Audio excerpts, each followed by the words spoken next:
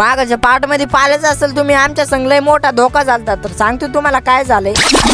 तर कसं आहे पब्लिक, मी तुमचा सजीव व्लॉगर. आज आलतो आम्ही जालन्याला कृष्णा मॉल बघायला आलतो, म्हणजे नुसता फिरायला. आता आपल्याला भूक लागली म्हणल्यावर याच्यातून काहीतरी मागून घ्यावंच लागेल. आपला आजूबाई आपल्या संघ असल्यावर काही विषय नाही, पाठवलं मग त्याला. आता आजूबाईचं कोणी ऐकत नाही, पण चला म्हणलं आता आपण जाऊन येऊ एकदा. आपलं तरी कोणी ऐकन तर ऐक. आम्ही गेल्याच पहिले ऑर्डर घेऊन टाकले, लगेच निवा भाऊन पैसे देऊन टाकले. आता पैसे बी मोजून द्यावे लागतात, म्हणजे डायरेक्ट 900 रुपये द्यायचे. आपल्याला एवढ्या मोठ्या मॉल मध्ये जायचं म्हणल्यावर पैसे तर घरून जास्तच आणावं लागेल ना आपल्याला. आणि तुम्ही असं नका समजू की आम्हाला व्हिडिओ बनवून पैसे भेटते. नुसतं तुम्हाला कंटेंट दाखवतो हो तुमच्या खुशीसाठी, त्याच्यात आम्हाला काहीच भेटत नाही. नुसतं तुमचा एक फॉलो आणि लाईक भेटले. आणि आपला निवा व्लॉगर जिथं गेला तिथं रील शूट करायलाच भेटून जातोय, कारण की ती कुठेही रील बनवते. 2 अकाउंट येते. आता त्याला दोन्ही अकाउंट ग्रो करायचे म्हणल्यावर दररोजचे कंटेंट लागण ना नवीन. आणि आता मला इकडे गेमिंग झोन दिसला होता, याच्यात चला म्हणलं, पण हे काही लॉकच होता. आता मला वाटलं की आपण मध्ये जाऊ शकत नाही, तुम्हाला बाहेरूनच व्हिडिओ काढून दाखवतो. तेवढ्यात आपला पिझ्झा पण आलता. पिझ्झा वगैरे खाऊन घेतलंय ना. आता चला म्हणलं डबल गेमिंग झोन कडे जाऊ, कारण की तू जर गेला ना तुला फ्री सांगते ते. आणि आम्हाला वाटलं की हे खरंच फ्री. आम्ही घेऊन घेतलंय ना 1-2 गेम खेळायच्या वेळेस काही नाही वाटलं, पण आता पैसे मागू राहिले, डोक्यात चाललं नाही. आता कस काय, ते पैसेच नाही ना आमच्याकडे. आता या गेमिंग झोन मध्ये एवढे मोकार गेम आहे ना, तर खेळावं वाटतं, पण काय ना आता सध्या मला काय पैसेच नाही. आम्हाला नुसतं फ्री सांगितलं होतं व्हिडिओ काढायचं, गेम खेळायचं नाही. चला म्हणलं आता कशी तरी दिले त्याला भरून पैसे, चला म्हणलं खाली. तुम्हाला आता माहितच आहे आपला कॅमेरा ऑनच राहतो म्हणल्यावर लोक तर आपल्याला सांगतेच की ब्लॉगर आहे का. आणि आता इथलची सिस्टीम अशी मोकार आहे, नाही तू शिड्याच नाही, नुसता लिफ्ट मध्ये जावं लागतं. चला म्हणलं आतला आपल्याला खाली जावं लागेल, कारण की लिफ्ट मध्ये जावं लागेल. आपल्याला काय असं कूदून जाऊ शकत नाही. आणि आता एसीतून बाहेर आल्यावर काहीतरी अलगच फिलिंग आहे. तुम्हाला जर माहित असन आणि तुम्ही या मॉल मध्ये येला असन तर एकदा नक्कीच कमेंट करून सांगा. आम्हाला तर काही खरेदी नव्हती करायची, पण तुम्हाला कंटेंट दाखवासाठी आलो होतो. आणि निवा भाऊच्या गाडीला तर नंबर प्लेटच नव्हती, मोकार असून गेलो. आता त्याला जाऊ दे तिकडे, मग जातो घरी, कारण की आता मला घरी पण काम आहे. एकदा लाईक आणि फॉलो नक्कीच करून घ्या, सपोर्ट करा आपल्या मराठी माणसाला.